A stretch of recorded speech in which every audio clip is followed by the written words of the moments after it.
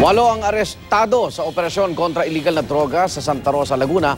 Ginamit pa umano ng mga suspect ang isang school bag at basurahan para pagtaguan ng droga. Better po si James Agustin ng Super Radio DCWB. James. Igan sa iginasang one-time big-time operation ng mga otoridad na aresto ang 6 na umano'y drug pusher at 2 most wanted sa Barangay Dita dito sa Santa Rosa, Laguna kaninang madaling araw.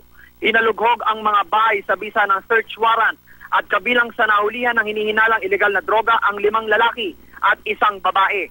May mga sachet ng hinihinalang shabu na nadiskubring nakatago sa pouch, lalagyan ng pagkain, bulsa ng school bag at nakahalo pa ang ilan sa mga basura.